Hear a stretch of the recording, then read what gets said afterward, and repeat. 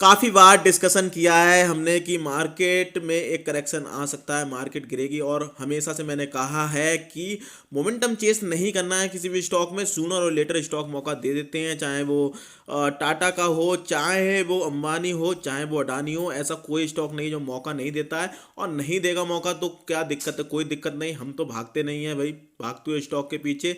अभी नहीं तो अगले बार वह मौका देगा, मौका तो देगा ही देगा। और अपॉर्चुनिटी मिस हो सकती है, लेकिन लॉस बुक नहीं करना है, लॉस नहीं खाना है। ये हमेशा से मैं आपको सिखाता रहता हूँ, लर्निंग देता रहता हूँ। आईआरसीटीसी की बात करेंगे, क्यों गिरा है इसको डिस्कस करेंगे। आज मार्केट में भारी गिरावट आई और इसका था मुझे इंतजार, वो घड़ी आ गई। क्योंकि मतलब मैं सोच रहा था कि काफ़ी सारे जो रिटेल इन्वेस्टर हैं उनका टेस्ट हो जाए, कि पैनिक में वो कैसे रिएक्ट करते हैं। उन्होंने कभी गिरावट देखी नहीं है, कोविड के बाद से नए नए इन्वेस्टर आए, लगातार मार्केट भागते हुए देखी है। और जब मार्केट 2-2.5% गिरती है, स्टॉक्स गिरते हैं, तब उनका क्या रिएक्शन होता है। क्योंकि काफ़ी सारे लोग थे, कमेंट्स भी आते रहते थे कि सर ये स्टॉक गिरेगा ही नहीं, अब तो ये भागता ही रहेगा। तो उन्होंने कभी मार्केट में देखा ही नहीं कि स्टॉक गिरते भी हैं। तो इन चीज़ों को भी आपको ध्यान में रखना होगा कि स्टॉक्स हमेशा ऐसा नहीं कि लगातार भागते रहते हैं, गिरते भी हैं। अब हम बात करेंगे सबसे पहले कि गिरावट मार्केट में क्यों आई और क्यों उन सेंटीमेंट की वजह से आईआरसीटीसी में गिरावट आई। गिरावट क्यों आई? गिरावट इसलिए आई, साउथ अफ्रीका में एक कोविड का नया वेरिएंट मिला है और वो काफ़ी तेज़ी से फैलता है। इसकी वजह से मार्केट में जो कोविड की सिचुएशन दोबारा से ना आ जाए, उसकी वजह से एक फियर सा था, उसकी वजह से मार्केट में गिरावट आई है। और आईआरसीटीसी पे सबसे बड़ा इम्पैक्ट पड़ेगा अगर कोविड की तीसरी वेव आती है तो इस वजह से आपने देखा होगा, केवल केवल केवल फार्मा वाले शेयर आपने देखो होंगे, आज फार्मा वाले सेक्टर के शेयर भाग रहे थे।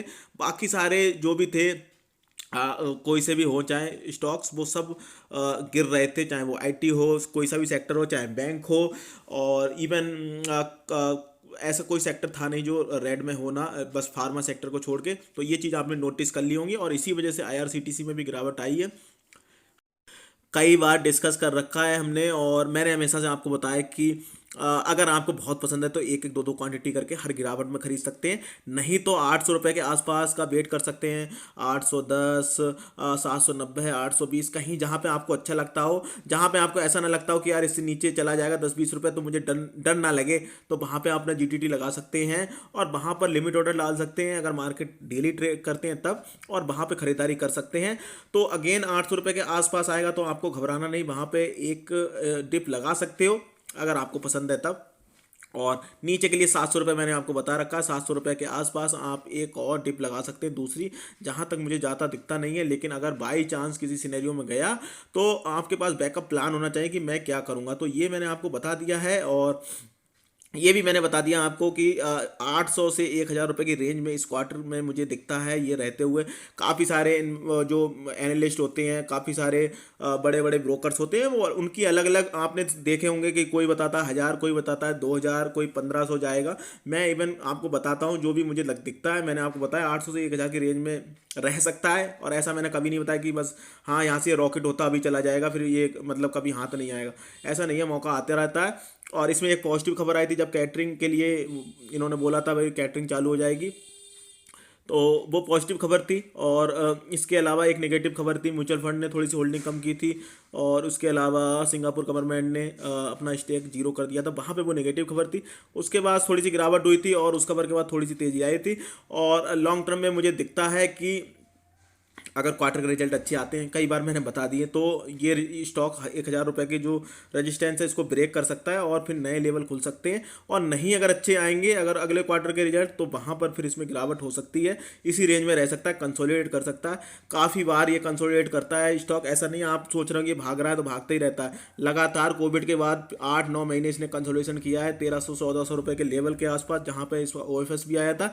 तो लर्निंग्स मैं देता रहता हूँ, इसलिए आपको कहता हूँ कि पेशेंस रखिए, अपनी साइकोलॉजी को कंट्रोल रखें। गिरावट आएगी ऐसा नहीं है, करेक्शन आते रहते हैं। अब कुछ लोग यहाँ पे ये डर जाएंगे कि भाई पता नहीं कहाँ मार्केट चले जाए, तो मार्केट कहीं नहीं जानी। ये ऐसे करेक्शन कई बार आ चुके हैं, करेक्शन आते हैं फिर मार्केट भाग जाएगी। और जब ये मौके आते हैं तब मुझे पता है लोगों में इतना फियर होता है वो माल वहाँ पे खरीद भी नहीं पाते हैं। तो ये देखो मैंने अपने बता दिए व्यू। आईआरसीटीसी पे कोई भी बुराई नहीं है, स्टॉक काफ़ी अच्छा है, अभी भी मुझे पसंद है। गिरावट हो रही है तो क्या मुझे पसंद नहीं, मुझे अभी पसंद है। और गिरावट में मैं मौका ढूंढता हूँ अच्छे स्टॉक्स को अच्छे प्राइस पे खरीदने का। बाकी आरएसआई की बात कर लेते हैं एक बार। आरएसआई भी वीक हुई 43 की, यहाँ सेल सिग्नल बना नहीं है, दोनों लाइन कोइंसाइड कर रही हैं, तो मे भी मुझे लगता है थोड़ी गिरावट या कंसोलिडेशन हो सकता है मार्केट के हिसाब से। मार्केट तेज रही तो ये भी तेज हो सकता है, और मार्केट में गिरावट हुई तो ये भी गिरावट इसमें भी आ सकती है। तो यही मेरे व्यू हैं, बाकी आपकी मर्जी है, आपका पैसा है। फाइनेंशियल एडवाइजर पूछ सकते हो, अपना एक व्यू बना सकते हो, और सुननी सबकी है, करनी अपनी है। चैनल पर नया है तो चैनल सब्सक्राइब कर लेना, वीडियो दोस्तों शेयर कर देना। जय हिंद दोस्तों।